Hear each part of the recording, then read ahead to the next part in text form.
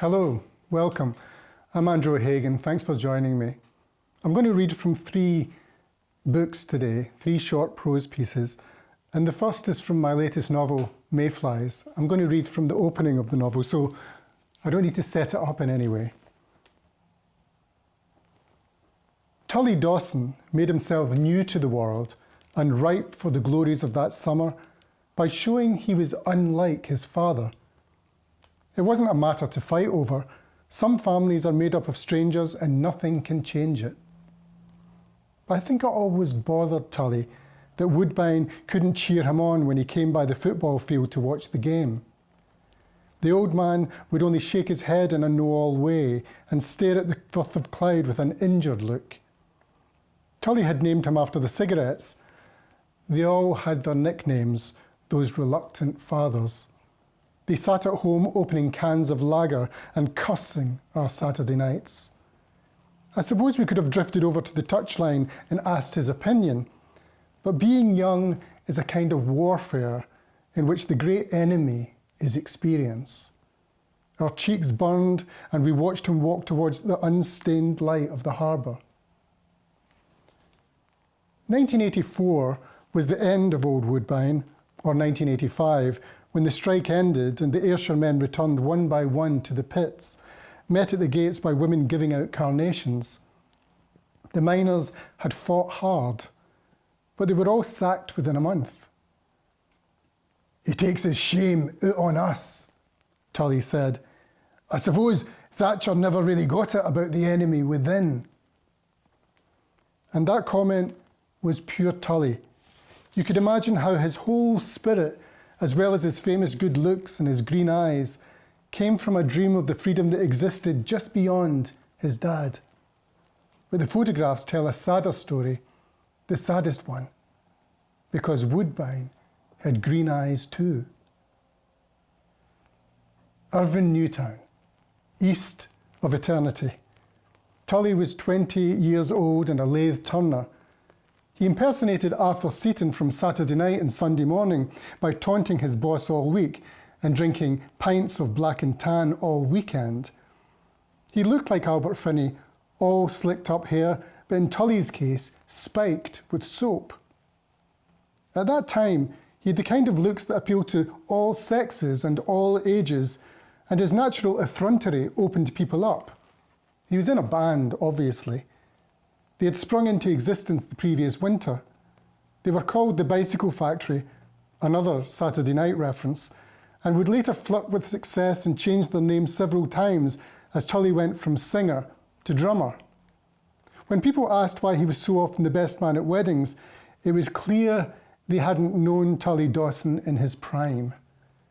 He had innate charisma, a brilliant record collection, complete fearlessness in political argument, and he knew how to love you more than anybody else. Other guys were funny and brilliant and better at this and that, but Tully loved you. He had the leader thing. Yes, it was. The young guts of the classic frontman. And if any of us got together, we instantly wanted to know where he was. Some people gain that status with power or with money, but Tully did it with pure cheek. His brighter language made older people seem dull. His dad wanted to constrain the future with robotic disappointment, drinking all day at the Twa Dugs, and Tully was ready for flight. He wasn't so much the butterfly as the air in which it travels, and that summer he was ready for an adventure beyond the Ayrshire hedges. I wasn't meant to go to university. We weren't that kind of family. Very soon, we weren't any kind of family at all. My dad wandered off in search of himself. "You might begin by looking up your own backside," said my mother, Norma. Then she decided that the life of the single mother was not for her, and she flitted to Arran. I think they had a slightly exaggerated sense of my self-sufficiency. I'd just turned 18.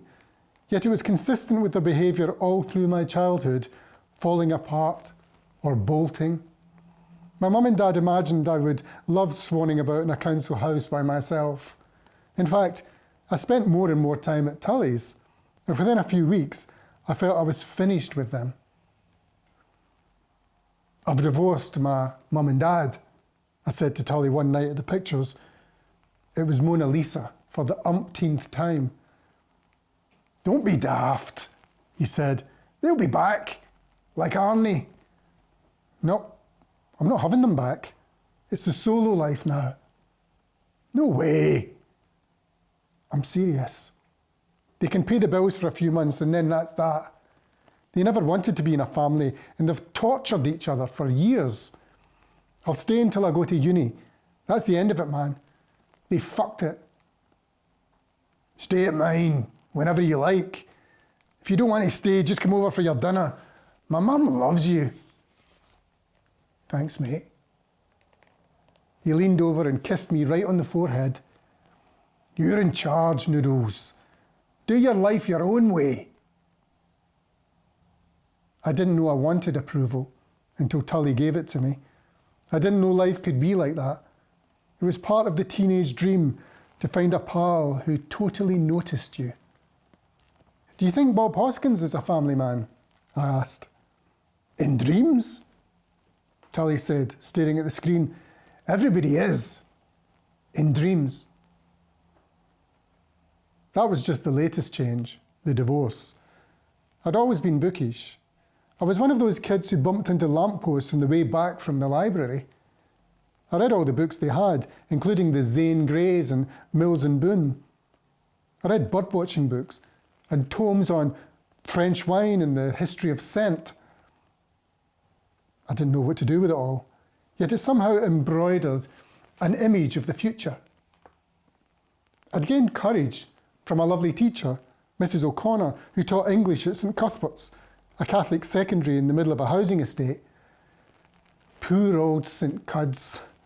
The nuns, with the grace of God, fought a hard battle against the popularity of buckfast tonic wine and readied for a world in which piety might make up for a basic lack of arithmetic.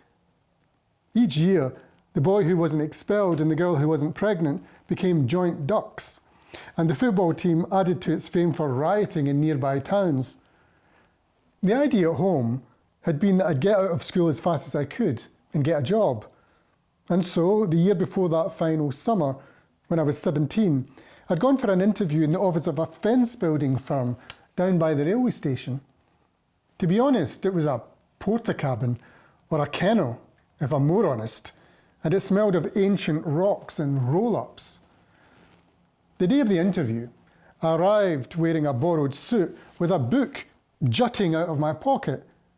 It was a hot day for once. I wore some fat old tie of my dad's. I think the tie was older than I was, and my hair was slicked with a gel called Country Barn. What do you want? The foreman asked. He had a scoundrel's face, and there was something swampy about his shirt. I was at the job centre. You advertised for an office assistant. We just want a wee lassie to make the tea, he said. I saw the calendars of topless women on the walls and took a deep breath. I can make tea, I said. What's that in your pocket? I pulled out the paperback. I swear to God, it was a tattered copy of Nausea by Jean-Paul Sartre. Oh, for fuck's sake, he said. Away you to university or something, wasting my time. It's only a book, I said. It's about existentialism. He grimaced. He wheezed. And a part of my library haunting self will always be stranded there in a cabin without air, in a world without God, as that foreman howls and gasps and slaps his knee. In a moment, he was bent double, coughing hard as I retreated to a sticky door plastered with images of Samantha Fox. In my life at the time, Mrs. O'Connor was the voice of reason. I remember watching her as if her entire ethos, her confidence in the face of adversity, her femininity, might travel over the classroom like perfume, and refresh me. She stood tall and resplendent in a red cardigan and glowed with her love of metaphors. She had a tenderness towards weirdos, a kind of therapeutic belief in the value of being extravagantly yourself, and often sought her out, even when it wasn't the English period. The school was full of kids who'd forgotten their books and hated lessons, and she stood at the front of the room with a volume of Shakespeare held up, daring one or two of us to suspend our disbelief and make a plan. The day after my failed interview, I told her I couldn't even get a job as a fencer's dog's body, and she sat me down at one of the desks. "Look," she said, "you love observing people and talking back, but the truth is, you've read more books than I have." I can still see her red hair and the light behind her, the sun pouring through the window of the classroom where she plied her trade in sensitivity. "You must read some," I said, "to end up in this dump." "I've never read like you do," she said. "Henry James, E.M. Forster, stuff like that." "Why are you going for daft job interviews? You have to go and study at the university. Why aren't you doing 6th year studies?" I looked up at her. "Things are rough at home." I didn't say that. I waited a second and she took my hand. Nobody had taken my hand since Mary Stobbs in the Nativity play in Primary 2. Mary was bold, but Mrs. O'Connor dealt in something even more mysterious: kindness. My mum and dad have got zero to say to each other, and they live in different parts of the house. She nodded. I told her they weren't cut out for giving advice, or that was fine. I wanted my own life anyway. I should go and find it. No drama. They'd done their bit. I got wafts of her perfume and scrutinised her face for signs of ridicule, but she looked at me calmly. "Listen, I don't care what the shrinks say. Some people's lives are about their parents and some aren't. I know I shouldn't say this, but just leave. Just leave. Pass the exams and go. Don't look back. You're a weirdo and weirdos have to get out." "Thanks very much. Honestly, you listen to Shostakovich. So do I, but I'm not 17. You take bundles of records out of the library. The other day, you mentioned Edith Sitwell. Nobody in the history of this school has ever mentioned her before. I scarcely knew her myself. I know my Shakespeare and I love books, but Edith Sitwell, I mean, she had a long nose and she wore a lot of rings. And you cannot become a fencer's office assistant, do you hear me? You'll die. You're too strange, and you like the writing of Jean Rhys and Norman Mailer and Maya Angelou, and you have to be with people who see that, people who see it." That evening, Tully phoned me during his night shift. "Just phoning to make sure you're all right," he said, "and to tell you you're a dick." "Thanks. What's happening?" "I'm going mad in here. Zombies, man, all over the factory floor." I told him about the teacher who was standing up for me, and he said I should take all the help. Having Tully on the case was like having an older brother. As he spoke, I saw all the things I'd written on the back of my hand from the day's lessons and conversations. It was like I was on the edge of a big plan. Tully was all for plans and schemes. Whenever I smell pine floor cleaner, I think of Mrs. O'Connor. After what she said, I began coming to her classroom after school for a few minutes at first, then half an hour, and pretty soon I was adding to my hires, sitting at the front for 2 hours each evening, drilling down on Thomas Hardy and Shakespeare and Yeats, sailing to Byzantium, the wild swans at Cool. We discussed gyres and tragedy. We made a project of Antony and Cleopatra. She also helped me with form filling and took me through past papers for the other subjects too, keeping a light on in that classroom, in the middle of that estate, in the middle of the 80s. The cleaners were out in the corridors mopping the floors, and the smell of Scots pine travelled under the door and became the odour of those perfect and unexpected hours.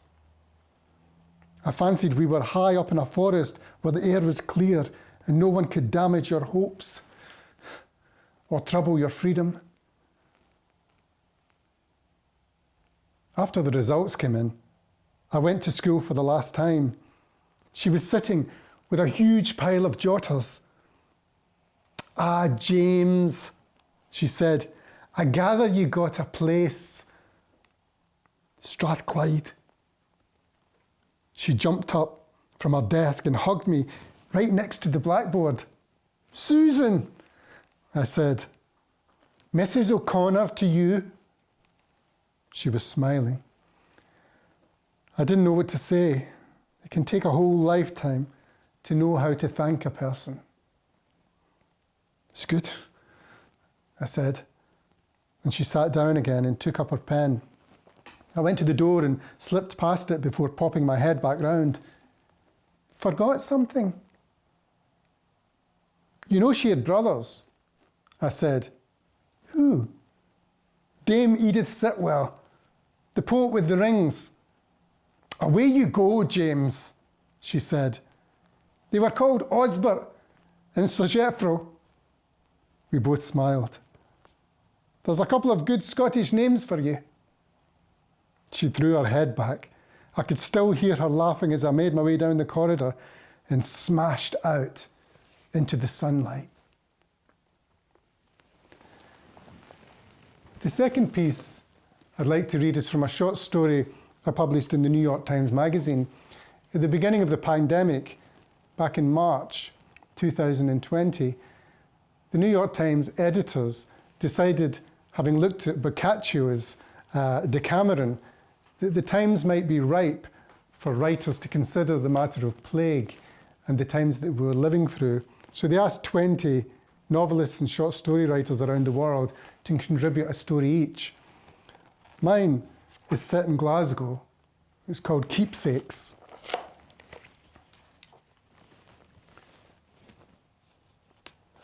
Lofty Brogan worked as a fishmonger in the salt market.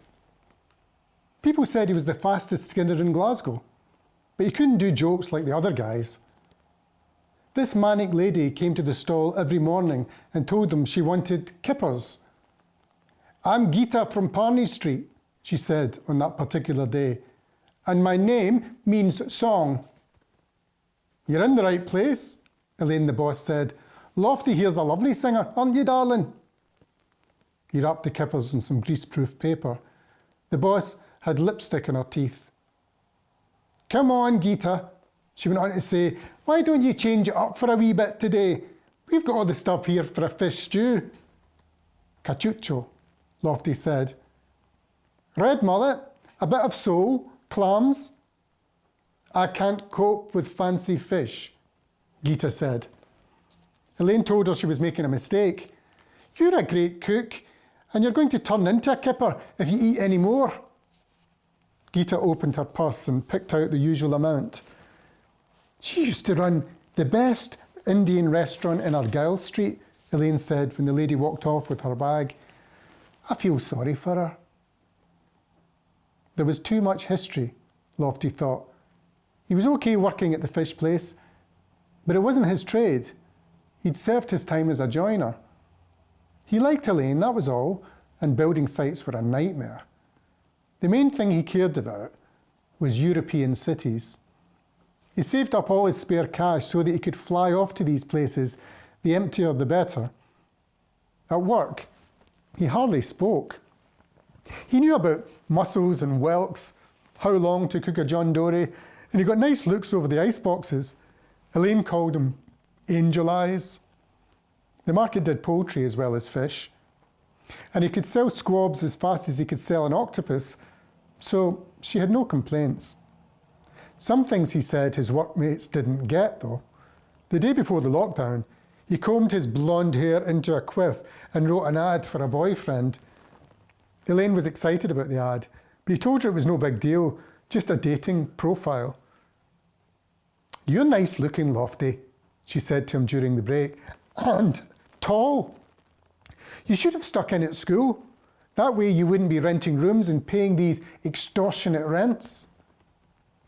You took all the houses, all the prospects." Elaine was standing under a sign that said, "Want fresher fish? Buy a boat." "What are you on about?" "You seniors," Lofty said, "and now we're stuck." "I'll seniors you," she said before adding something about his mother. "An educated woman like that. How do you get to be so spoiled?" "Oh, aye," he said, "totally spoiled. We've had 2 once-in-a-generation crises in a dozen years. Spoiled rotten." The pet shop closed the next morning. The guy never sold anything anyway. The animals were just his pals. But he said he'd watched Newsnight and everybody was going into quarantine. So, against the rules, he released his canaries on Glasgow Green. "Oh my God," Lofty said, "are you tipping your goldfish into the Clyde?" Next door to Pet Emporium, the Empire Bar hung on until lunchtime, then closed. By the end of the week, the street was deserted and nothing was happening on Grindr.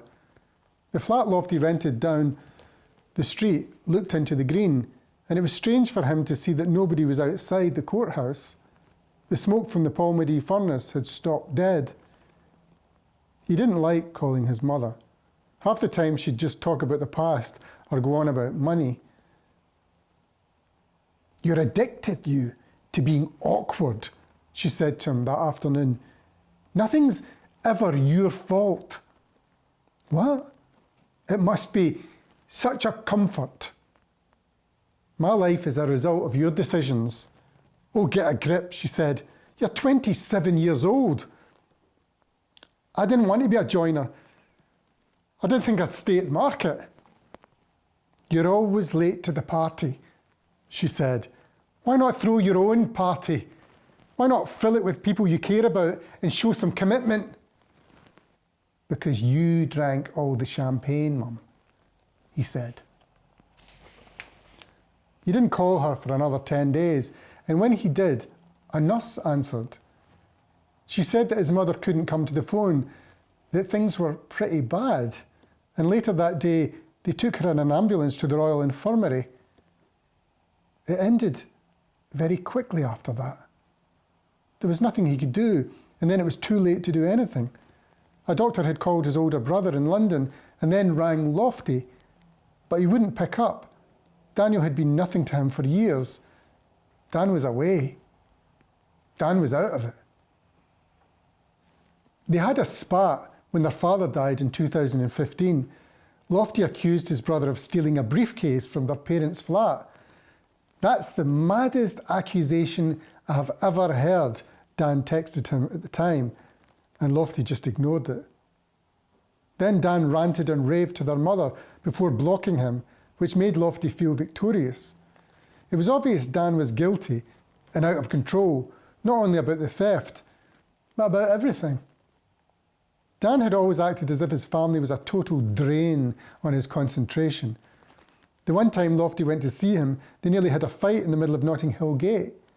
After drinking at a private club, Dan started shouting in the street about Lofty being toxic and self-righteous, unreachably angry.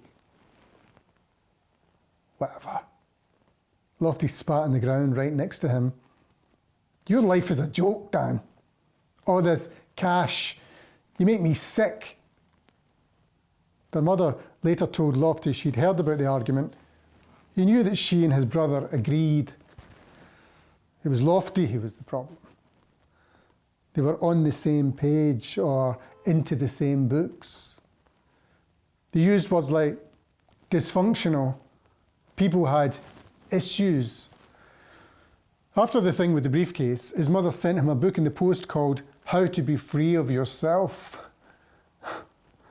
Lofty never worked out if she took him seriously about the theft.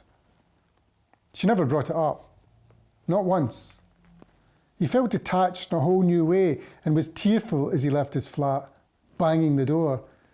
He carried the toolbox down the stairs and thought of it as doing weights. I'm going to leave the story there. There's a surprise and a sting in this particular tale, but I'll leave it to you. It's in a book that the New York Times published after the 20 stories were published in their magazine. It's called The Decameron Project. It's published by Simon & Schuster in the UK and in Ireland, and by Scribner's in the US. The third piece of prose that I want to share with you is from a book of mine called The Secret Life, which I published a couple of years ago, Faber Faber, in the UK and Ireland. It's three non-fiction stories that were originally published as long essays in the London Review of Books. And The Secret Life is the title because they're really stories about the digital age. Three individuals, the most famous of which is Julian Assange, with whom I spent the best part of a year while he was under house arrest in Norfolk. He asked me to help him with a memoir that he was due to write and publish, and that became something of a fiasco during my time. And I wrote about it and wrote about him. And I would just like to read you a couple of pages from the introduction to this book, just to give you a sense of the non-fiction side of things so far as I'm concerned. I think I've probably written as much non-fiction as fiction, more actually. And the two things have an interesting relationship so far as I'm concerned. I've always been interested in the unstable borders between fiction and non-fiction. And perhaps a few pages of this essay give you an understanding as to why. When you write novels, you take from the world what you must and give back what you can, and you take it for granted that the imagination is sovereign. But what happens when you're writing a reported story? Isn't it dictated by matters of fact and therefore outside the imagination? My proposition is that the separation won't hold, especially not in the world now. When I'm reporting, I feel less like a news gatherer and more like an actuality seeker, someone for whom the techniques of fiction are never foreign and seldom inappropriate. The people I write about tend to inhabit a reality that they make for themselves, or that in other ways consorts with fiction, and one is required to enter their ether and dance with their shades in order to find the story. When I was a young reader, I learned from the poets not to trust reality. Reality is a cliche from which we escape by metaphor, Wallace Stevens wrote.